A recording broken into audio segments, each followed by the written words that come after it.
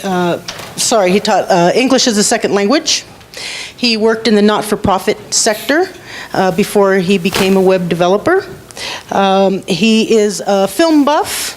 He is a Mets and Eagles fan. And he went to Temple University.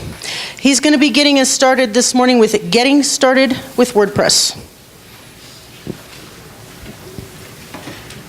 Okay, thank you. Can you guys hear me? Yes. Awesome. So, first off, thank you for coming. It's a lot of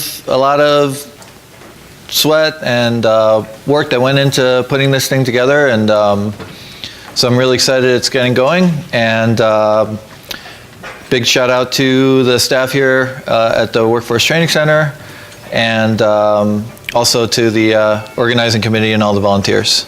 Thank you guys.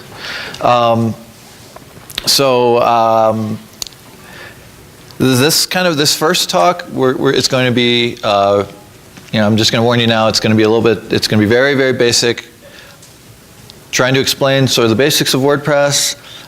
This is really geared for people that are really new to WordPress and want to kind of get a feel for what it is and how it can help you achieve your goals. If you like, feel free to text me at 505-234-6148 with any kind of questions you have during my presentation. And that number will be on every slide moving forward. So let's meet WordPress. So what is it? I assume a lot of you guys that are here probably already know, but just in case, it's lots of things, but it's a content management system. What I always say, it's set up to allow civilians to make changes to websites. And I don't say that in any kind of disparaging way. I say that more just, it empowers people to be able to make changes on their website. You can use it to build out your website. It's a very powerful publishing platform. And finally, it's magical. And I'll speak a little bit more to that a little bit later, but it's a really magical technology. I think probably some of you guys have already experienced that. So why WordPress? Why WordPress instead of all the other ones out there? And it's not necessarily a versus thing. It's just sort of talking about what makes WordPress great. It's open source. It means the code's accessible to everyone. It's reusable, modifiable. It's extensible, which is a really big thing, right? So you can make a WordPress site into just about anything. There's a great online community. So, there's lots of resources, meetups. There's, if you get stuck, there's a lot of, content out there to help you out. A lot of people use WordPress, so people can rely on each other to support each other online. You can self-host it, which means you don't need to necessarily use someone else's platform. And out of the box, it's fairly SEO friendly. There's always things you can do to make it more optimized. And by the way, by SEO, I mean search engine optimization. But out of the gate, it puts you in a good place. So just to explain the difference, some of you guys are coming at it from WordPress.com. So WordPress.com is a little bit different. It's a platform online. It's more of like a service, so it's limited in what you can do in terms of customization. But there's customer support. There's maintenance and backups. And I think the metaphor I would use, it's kind of like renting, but with a lot of overlap in terms of what you can do and how it's set up with WordPress.org, which you can customize to your heart's content. You can make it whatever it is you want it to be. The drawback is there's not really customer support except for whatever support you can find online and whatever you want to pay a consultant to help you out with. And you're responsible for maintenance, backups. It's like owning a home, right? The landlord's not going to come and fix something and bail you out. You got to fix it. or you got to pay someone to fix it. So installing WordPress on WordPress.com, it's done for you. There's a lot of managed WordPress hosting that's one click and very simple to get everything installed. There's other hosting where it can be more involved. It depends. You can even set it up on your own server if you're really into that. I'd say it's still fairly easy compared to lots of other content management systems and similar technologies. I do want to shout out the community, the community here in Albuquerque. There is the URL for the meetup. Part of the reason we're doing this WordCamp is to bring people back to the meetup, and it's there. You guys should sign up. You guys should propose talks. I've done a bunch of talks there. I'm sick of doing talks there. I want you guys to come and do talks and share your knowledge, because it's really about sharing and empowering each other. So please go check it out. Sign up for the meetup and come and do talks and etc. There's lots of consultants here in Albuquerque, in New Mexico at large. There are tutors, there are people that teach classes. I just want to highlight a couple. CNM has a WordPress class. You can, CNM Central New Mexico, I guess, is it Central New Mexico University? Is it community college? Are you sure it's still that? Okay, whatever, doesn't matter. Anyway, CNM, they do a WordPress class. I've talked at it, it's a really cool class.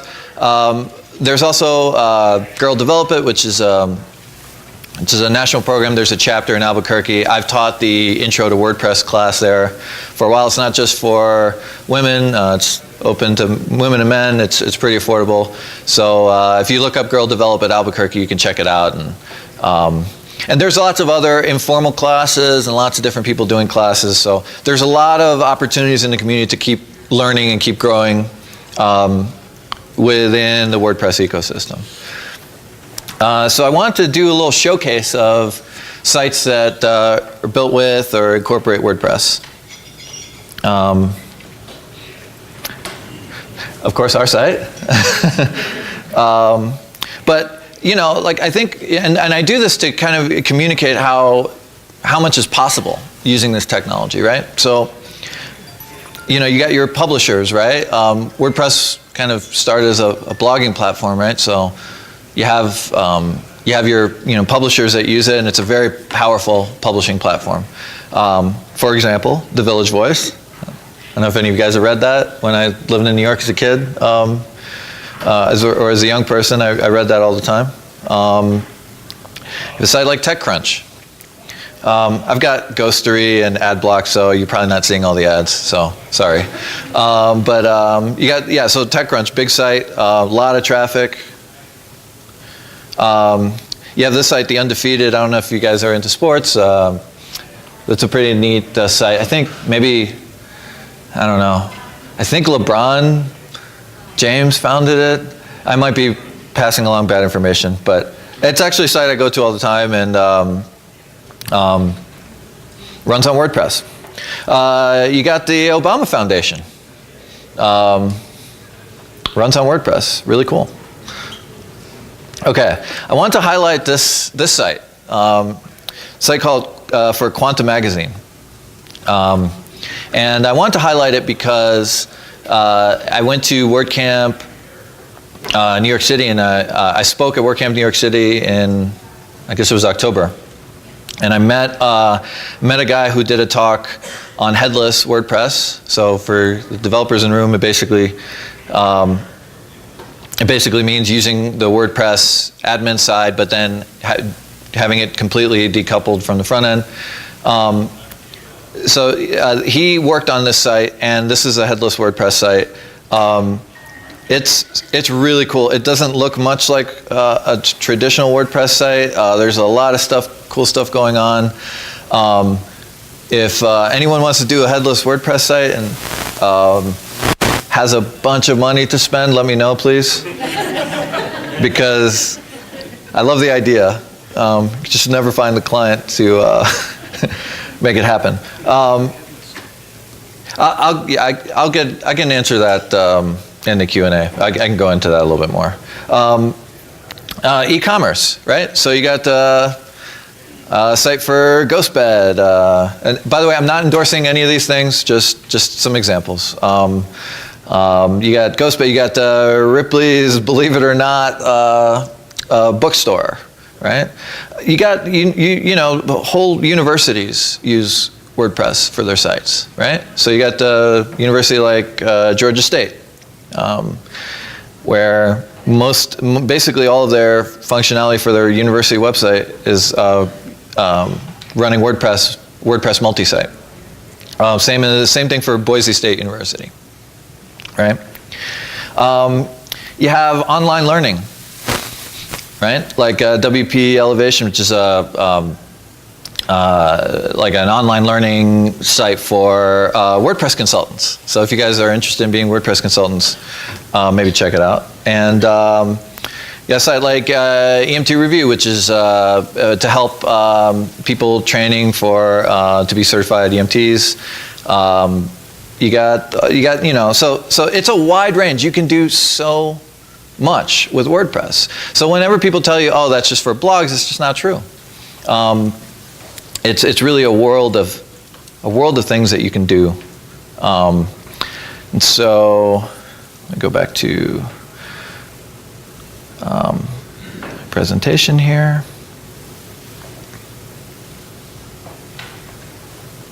Oops, sorry. Okay. So just going to give you a brief tour, and then I'm going to play around on the back end of a WordPress site.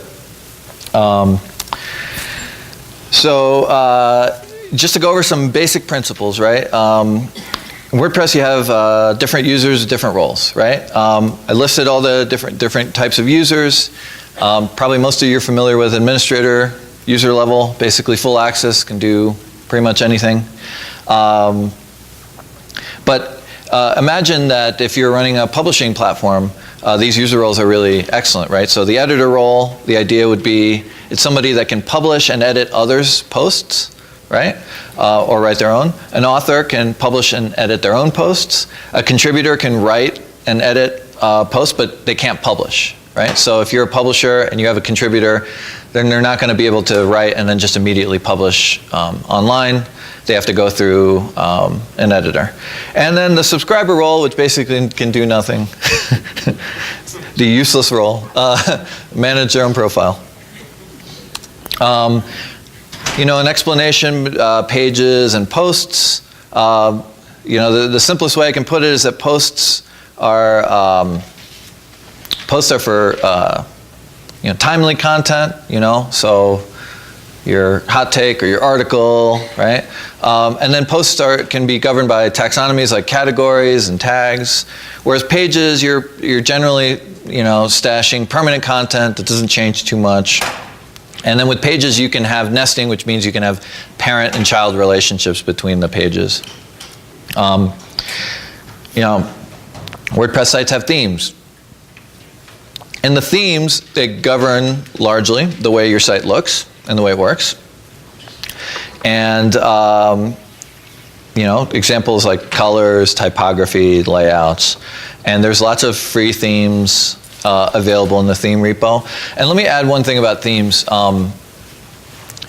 You know, in my experience, especially when you're starting out with WordPress, like there's definitely a temptation to get a theme that claims to be able to do it all, right?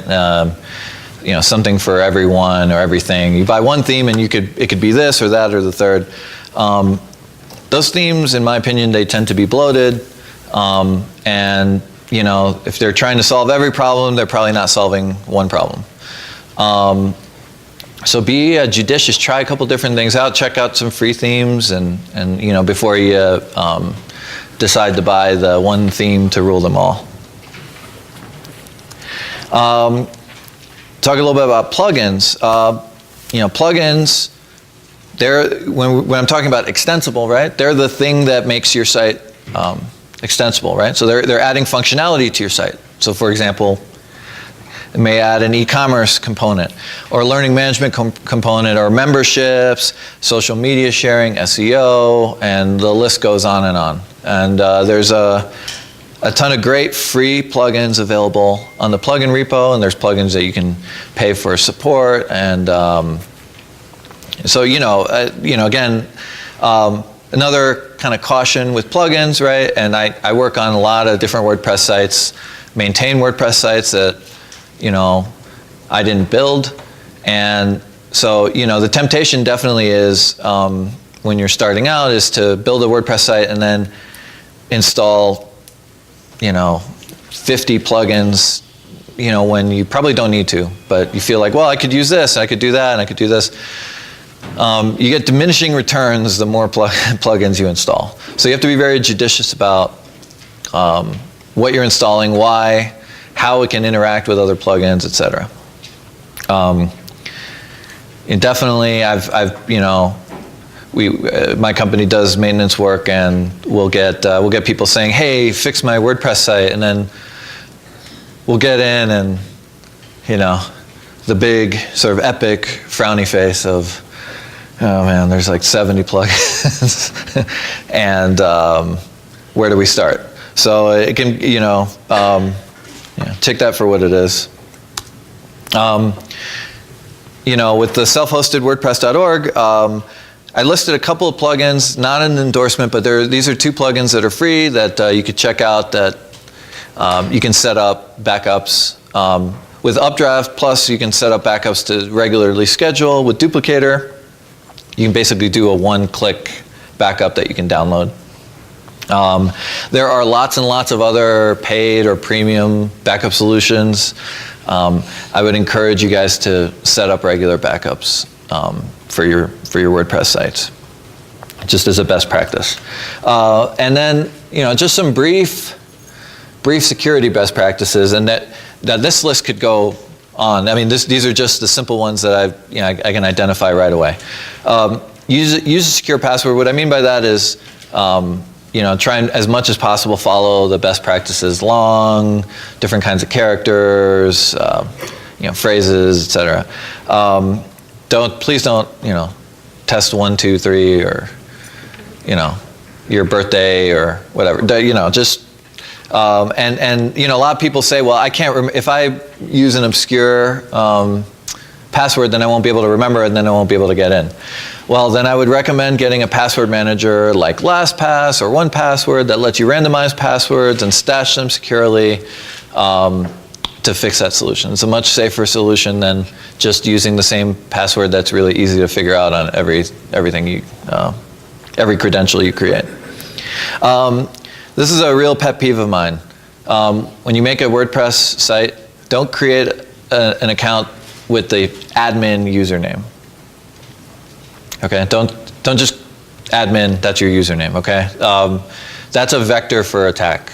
So, so for example, there's sites that we'll get into. We'll set up our sort of security monitoring, and then we'll notice that there have been 100 attempts to log in using the username admin, right? Even though the username doesn't exist on the site, right? So it's a vector for attack. So don't use that admin username. If you're going to install themes and plugins, make sure that you find them from reputable sources. There are stores that are reputable. The theme and plugin repos are reputable. Something that you're, usually something that your trusted consultant is building for you is reputable. Be careful. Don't just, the temptation sometimes could be to download some off of some dodgy site, so be careful with that. You don't know what's in there. And then I encourage people to use a security plugin. I'm not going to talk about specific ones. There are lots of great options that are free. And so yeah, check them out, do your research. One with a firewall is ideal, but do your research. So let me show you guys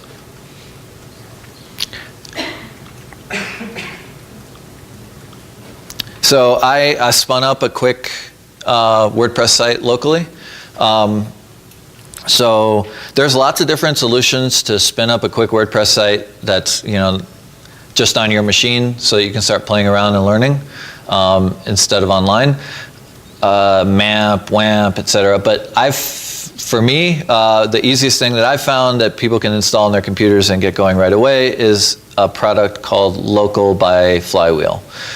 Now it's a free product, so download it and use it for free. There's some premium features. I'm not endorsing it. I just think it's a pretty easy solution and it's free.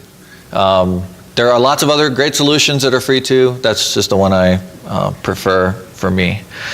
So anyway, and it's just a basic WordPress install with the 2017 theme, which I think is the default theme installed on your WordPress installations. And it has this kind of, we call it like a hero section, and you scroll down, and then here's a list of your posts, and here's a sidebar. And there's a footer, proudly powered by WordPress. So real basic install, real simple thing. And when you log in, and you can access the login screen by wp-admin, right? It'll have a username, password, and then you'll log in.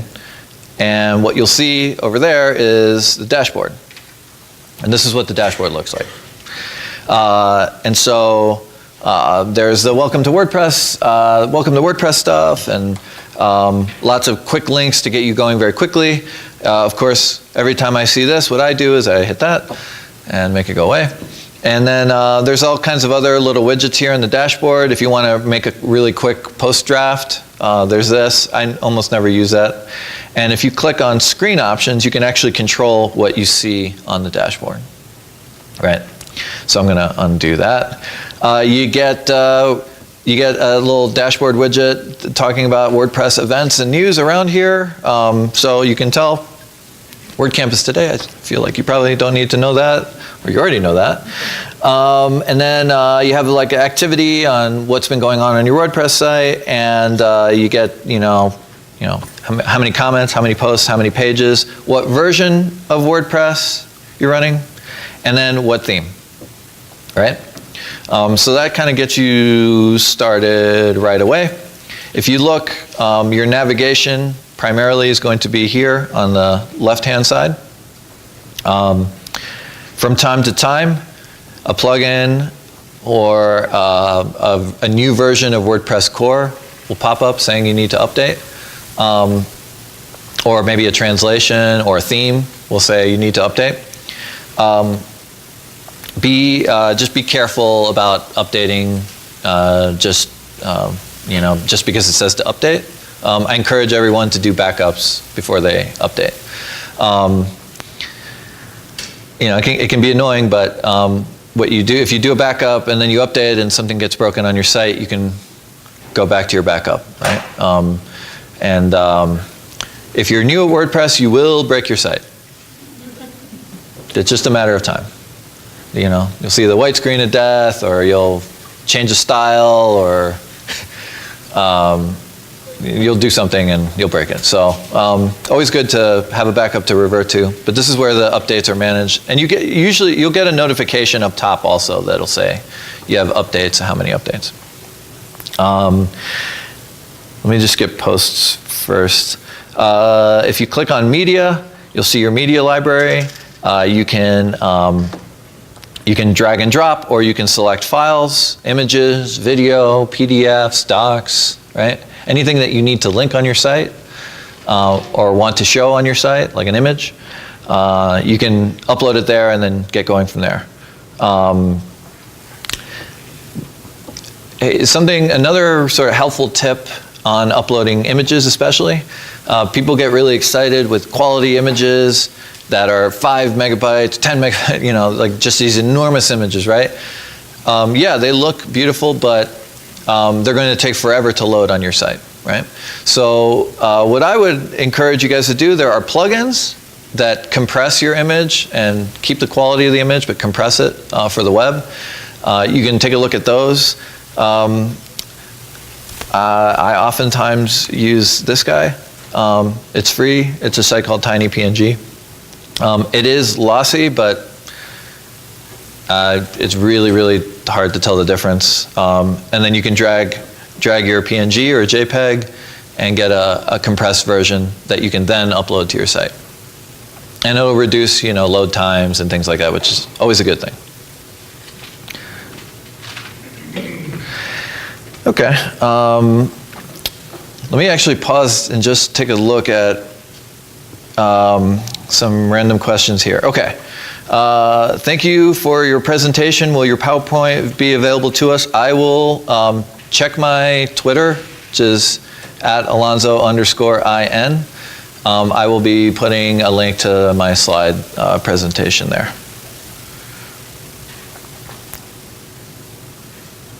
Okay. Let's see here. What's a WordPress? Who asked that? Is that okay? Anyway, very funny. Yeah, support is available. Okay, yeah, someone wanted to mention support is usually for WordPress.org. Support is usually available from plugin developers. That's true. But if you use a plugin, and this is something I should mention about plugins. If you use a plugin, let's say you install a plugin. Let's say you install a plugin, and the plugin, this is really helpful right here. How many active installations of this plugin are there? And how many? What's the rate? What do the ratings and reviews look like for this plugin? And also, when was it last updated? Okay, because a lot of these plugins are just made by developers, and because they're free, they don't necessarily put updates out there all the time and so forth. A lot of plugin developers are awesome, and they do handle support requests, and they do a great job, but sometimes plugins get abandoned. And so when you're making decisions on which plugin to install, really take a hard look at last updated, how many active installations, what the ratings are, because the better those things are, the more mileage you're going to get out of your plugin, and the more you'll be able to rely on some support from the plugin developer. Okay, another question. How does one necessarily know a site is hosted on WordPress? Well, there are many ways, but if you have Chrome, there's a Chrome extension that you guys can check out. It's called Wappalizer, and you can install it, and what it will do is you navigate to a site, and it will do its best guess at. It's called, Wappalizer, Wappalizer. And it'll give you its best guess as to what the technology is behind the site. Another trick, which is not 100% reliable, is to go to the site and then put a /wp-admin. Not 100% reliable, but if you get a login screen, it's probably a WordPress site. If you're, if you're into this kind of thing, you can go in Chrome or in any major browser, right? You can go and take a look at the sources, and if you see WP admin in the sources, it's a WordPress site, or at least some component of it is WordPress. So. All different ways. What does lossy mean when you're compressing images? That means it does lose some quality. But whether or not it's perceptible is a different thing. And for the purposes of your first couple WordPress sites, it may not mean much of anything. And okay, cool. So let's see, where were we? Oh yeah, media. Okay, so posts. If you'll see here, we have the default post, right? The default post is showing up here. Posts, hello world, right? If you click add new, you can create a new post. Let's edit this post. You can edit an existing post. I'm not going to go into the nitty-gritty of all the 5 million things you can do with posts, but like I said before, you can categorize them, you can add new categories, create new categories, you can add tags, you can set a featured image. The featured image has to do with the theme. Like certain themes will take the featured image and then display it, display it like when you're looking at the post, either at the top of the post or sometimes like when it lists all the archives, it'll show the featured image. It really depends on your theme how the featured image is displayed, or if it is at all. You can, when you're making a new post, you can save a draft. And then this is pretty neat. You can change when it's published, the publication date. I don't know. I guess probably be ethical about that. You can change the visibility. So a really cool thing is that you can password protect WordPress sites out of the box, or like WordPress post, right? So if I want to password protect this post, test 1, 2. Always hit update. If you don't hit update, nothing happens.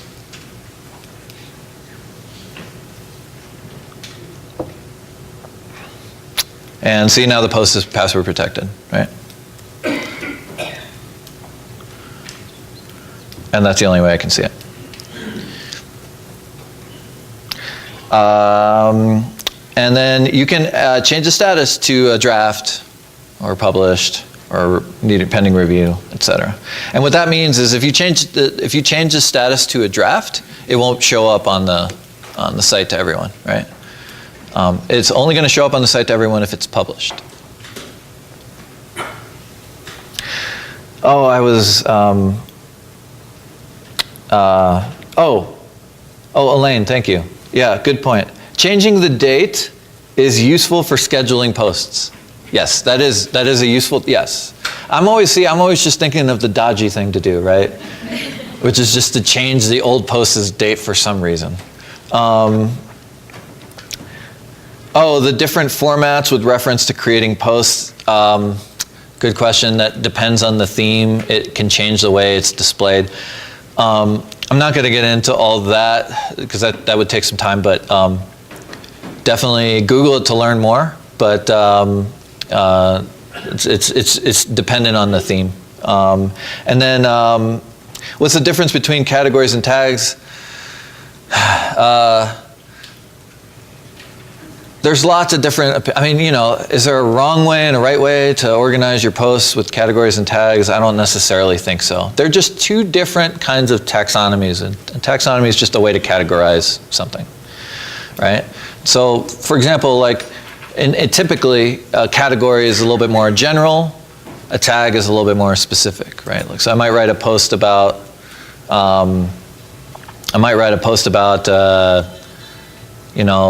lions at the Albuquerque Biopark, and the category could be lions or zoos, and the tag could be Albuquerque Biopark or something like that, right?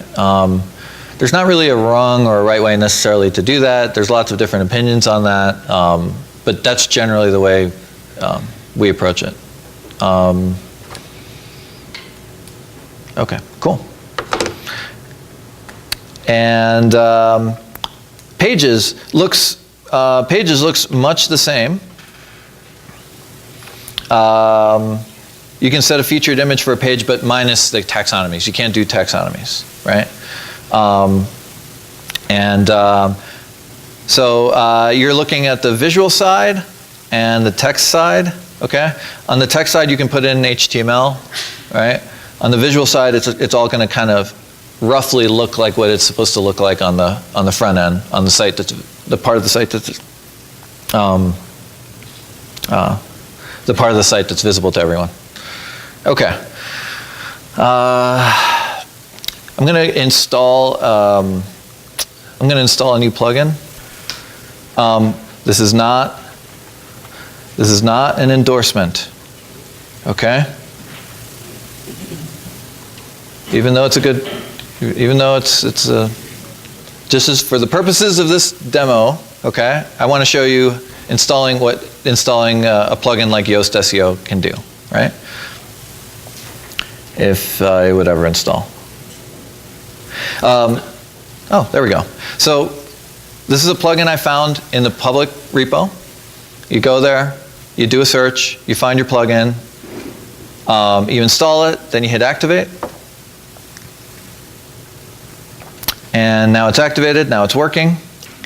And what you can do is if you go to, let's say, your pages, right? Click on your sample page, and now you have a box below, right?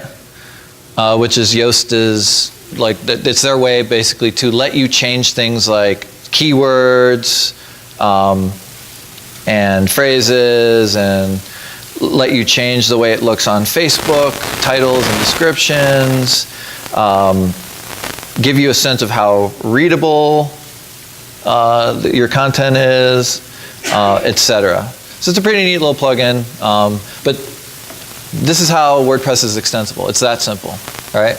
Search for a plugin, install it, activate it, and go. Let me show you themes. So we have 2017 right now is activated, right? Let's say I wanted to go, let's say, God forbid, I wanted to use 2015. It's as simple as hitting activate. And this pretty site that we had here before is now magically looking like this. Yeah, a lot of people, I saw a lot of reactions like, yeah. So, so this is where you can, like I said, this is where you can activate, change your theme if you want. If you hit add new, you'll see a bunch of free themes in the theme repo, and you can try out and change. Now, caution about changing your theme.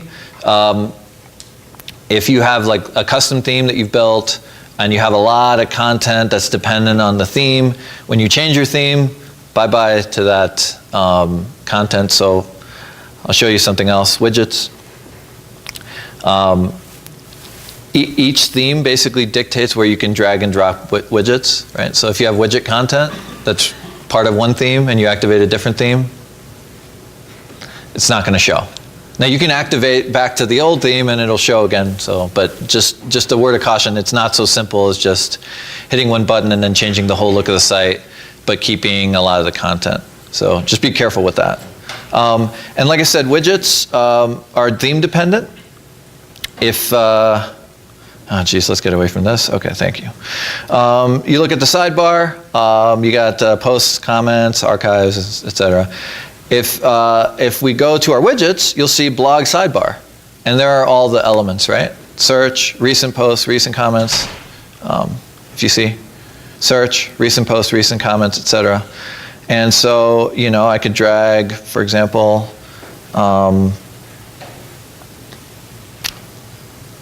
let's see here, what would be, I could click text, add it to,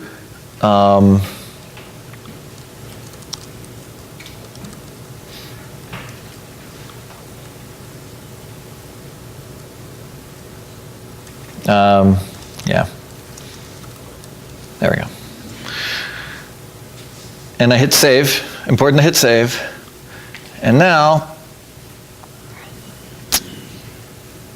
there's my stuff. Can you see it? Is that better? Okay.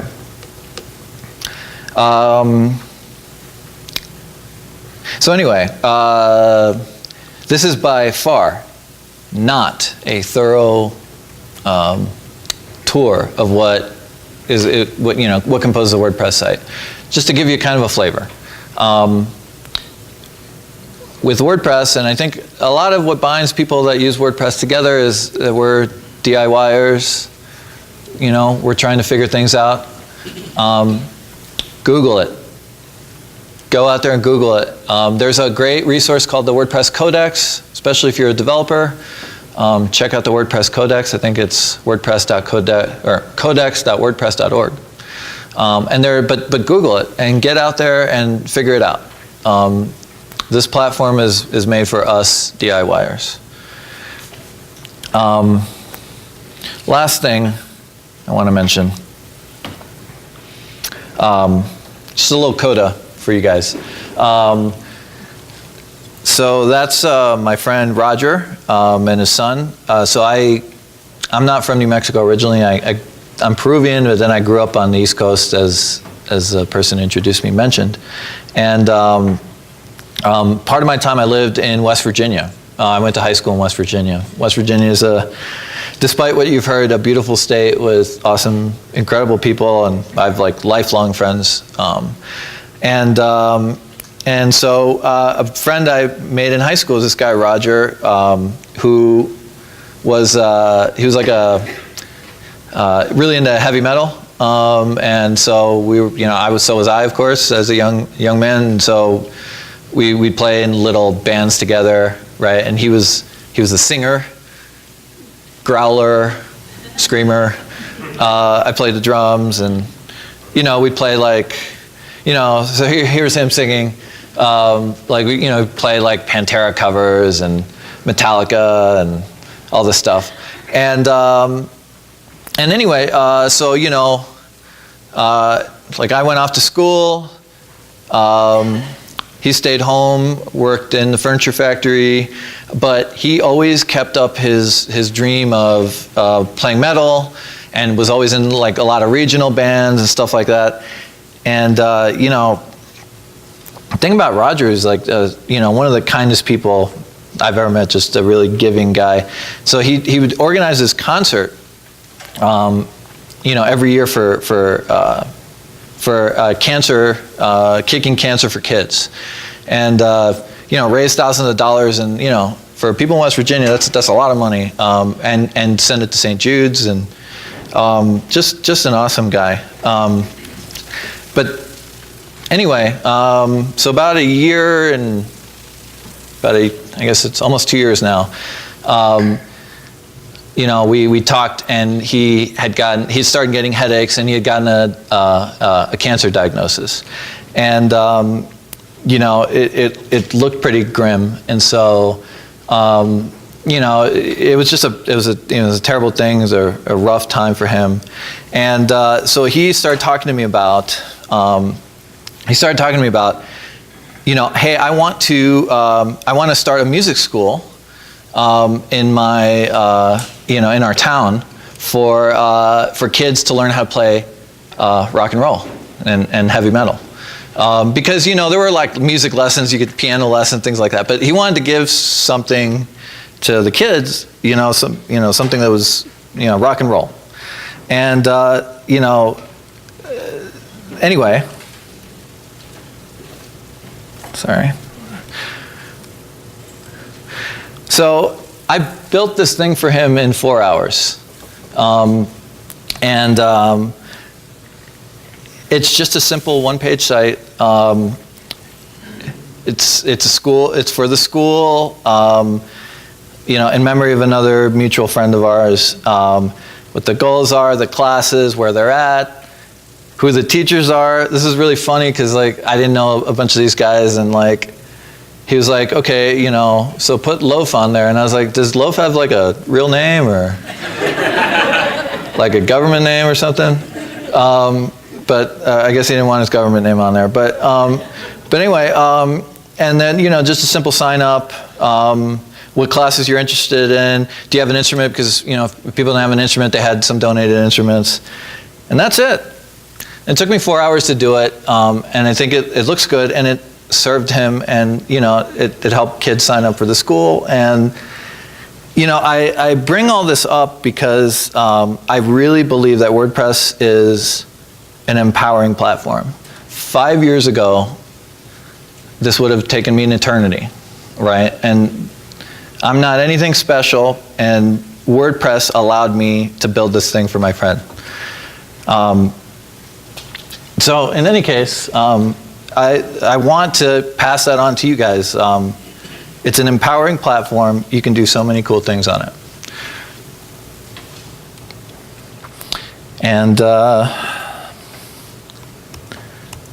That's it. Thank you. Have fun at WordCamp and ask some questions. I got a couple more. History of WordPress, Matt, automatic, I don't know. That's, I don't have time. Look it up. Google it. Sorry. Yeah, Matt Mullenweg. You should probably know that guy. Let's see here. How do you know that a plugin or theme doesn't have spyware or other sinister stuff going on? If it's on the plugin repo is vetted, right? It's moderated. So that's a pretty good start. If you have reputable stores that have a long history of selling themes and plugins, that's a good call. Do widgets come with the theme? And if so, what if you want widgets the theme doesn't offer? You can always customize the theme, but that's a little bit more in depth, and you probably need a software developer to help you out. And yeah, the widget areas, the theme dictates the widget areas more often than not. Let's see here, what else? My Twitter handle is Alonso, it's at Alonso, ALONSO _IN. Sorry. At Alonso, ALONSO _IN. I need to figure out how to spell my own name. Any other questions for me that I can answer? Yes? Would you recommend something like TinyPNG for languages versus a plugin to do it? Sorry, Would you recommend using the site TinyPNG versus, say, a plugin? yeah, okay, yeah, good. So she's asking, would I recommend using TinyPNG instead of a plugin? In general, I don't love putting plugins on your site because they can increase load time and bloat, etc. So I try and find solutions that aren't plugin solutions as much as possible. But there's a good use case to use a plugin. So for example, if you have a site where lots and lots of people are dumping lots and lots of images all the time, and you're not necessarily wanting them to have to upload the image to a site and so forth, then maybe a plugin that automatically compresses the images every time an image is uploaded, it might be a good bet. I know one's WP Smush. There are many others, but yeah, so there are different use cases. Yeah, go ahead. Is TinyPNG free or is there a fee? It's free. I like free. Yeah. So I'm a notorious cheapskate. When I started with WordPress, I wanted to just how can I get every little ounce of everything from free? So I'm pretty familiar with free and bootstrapped everything. Anybody else? Yes. I hear it a lot about not wanting to use plugins and try not to, but the reality is once you put Yoast in, once you put Updraft in, there's a few other key ones. I guess my question is, would you say 7's okay? It's unrealistic to say, I get your point, but the reality, you have to do some. So can you give more like a range? Yeah. There's a lot of sites that have a lot of plugins, but then they also have the hosting. Oh, yes, yeah, sure, yeah. So she's basically asking, more or less, roughly, how many plugins is a good idea? Well, it's unrealistic to, like, I hear what you're saying, Mm-hmm. but for new people, they have to know that there's good ones to have, like Yoast, for example, Mm-hmm. or a backup plugin, or I don't know, if there's a lot of images, WP Smush. So, like, when I know 70's a lot, like, I get it, like, Yeah. 10's okay, or, I wish I could give you a better answer than it depends. And sorry, again, the question, some idea of, the number of plugins. Obviously, 0 is probably not going to work for most people, and maybe 70 is overkill, but is there an in-between, and what does that look like? It really depends on the functionality you're installing. I just know, for example, that there are people that install plugins for things that, there are plugins that let you change the site icon. But if you actually learn WordPress, modern versions of WordPress, you can do that in WordPress by default. Like, so there's times when people, they go to the plugin well, but if they just do a little bit of research, they'll find out that they don't actually need to use that plugin. And so my best advice is just to be as judicious as possible. But if you need to get something done on your site and a plugin can help you out, by all means. Yes. I think another good answer for that might be the minimum amount of plugins you need to use to have the functionality you need in your site. Boy, that is eloquent. Yes, that was the eloquent answer I needed. Yes. This is about fonts. I'm wondering if you needed to have a unique font that's different than what your theme is in a particular post, is there an easy, GUI method for getting that done without diving into HTML? I don't know how easy. There are plugins that let you enqueue fonts in WordPress. I don't know, I'm a developer, I haven't really used them, so I can't testify to how easy they are to use, but there are some plugin solutions. So I encourage you to check them out, try a couple different ones and see how that works. Anybody else? So, oh yeah, go ahead. Does it help to deactivate the plugin? Yeah, definitely. If you're not going to use a plugin, so if you're not going to use a plugin at all, you're done, you're never going to use it again, deactivate it and delete it. If it's a plugin that you might use again, I'd say deactivate it but keep it updated. Right? I think that's probably the just security best practice. Yes. Can you suggest the easiest way to manage a site where you have literally hundreds and hundreds of images to put in? I think, doesn't the media library have a bulk uploader? I don't know. Somebody help me out? Yeah. Check it. Yeah, check the bulk uploader out. And it has bulk delete. Yeah. Sorry. Yeah. Sorry. He was asking what's the best way to manage when you need to upload hundreds of images at the same time? I think it does a pretty good job of it. Okay, good to know. Yes, Jamie.